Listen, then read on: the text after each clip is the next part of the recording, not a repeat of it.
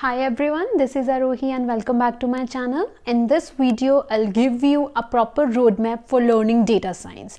Means I'll give you a proper learning path, means how to learn data science, and there are different modules in data science, right? Data science is a vast area, data analysis comes under it, data visualization, business intelligence, probabilities, statistics, lots of things are there which comes under, when we talk about data science. So I'll give you a proper roadmap so that you can follow that roadmap to learn data scientist, to become a successful data scientist. All right. So let's begin with the programming language, because when we are saying we want to learn data science, first of all, we should have knowledge of one programming language. So you can choose Python or R. I personally like Python, but you can choose Python or R. All right. So now by this programming language, by learning this programming language, I simply mean to say learn the basic syntax, learn how to create functions, and then how to create classes, and some other basic things like, if I talk about Python, list, tuple, dictionary is there, learn these concepts, how to handle strings, like these kind of things. There is no need to learn this coding, this programming language in depth, because while working on data science, we need these topics only most of the times. All right. Yeah, but if you want to go in this web development or software development, there you have to learn, the programming language from the very beginning until the end. But for data science, you just need the basic Python, which includes, as I've just told you, functions, learn classes, and then learn the basics of it, like how to use list, tuple, dictionary, how to handle data in the form of array, these kind of things. All right. So once you're done with the programming language, the next thing is to understand your data. Data science is all about data. All right. So it is very important to understand the data on which you are working upon, right? So the second thing is data analysis. After programming language, second step is learn data analysis, right? Data analysis simply means understand the data, right? Get proper insight of your data, right? Because if you understand your data, then only finally you'll get to know, then only you can think, then only you can decide what best you can do with this data. All right. So second thing is data analysis, and you can use Python library pandas for this. Pandas is a very good library, and you have lots of function in it. You can use that particular library for learning data analysis. All right. So once you analyze your data, next thing is data visualization.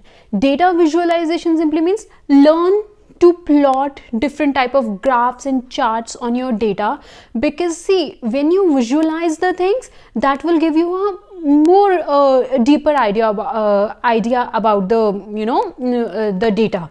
All right. So learn how to visualize your data, try to use different charts and graphs on it, and know more about your data, right? So once you're done data visualization, next thing is mathematics, because maths is a very important part when we talk about data science. But over here, I'm not going to tell you that learn algebra separately and then learn this probability. No, there is no need to, according to me. See, I am just giving you a roadmap which I have followed when I was learning data science. All right. So what I believe is that this math module, don't go it, learn it separately.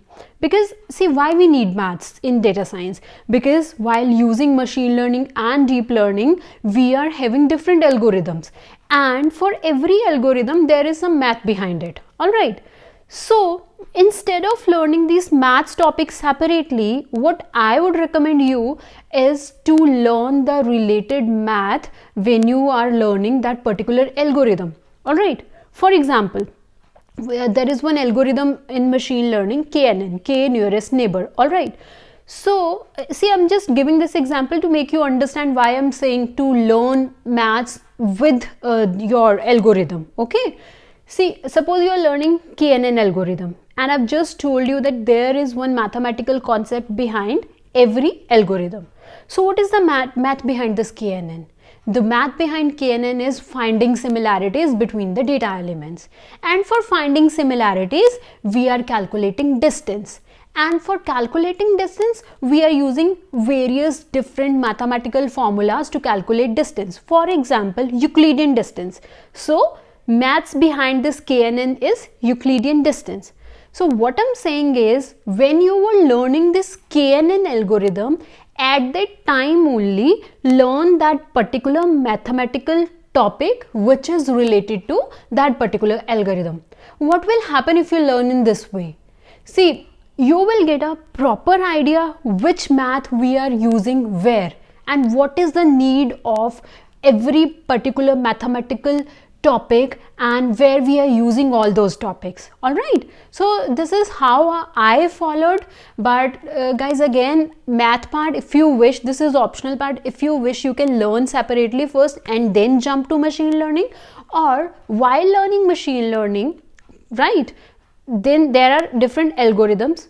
With every algorithm, learn the related maths. You can do it in this way.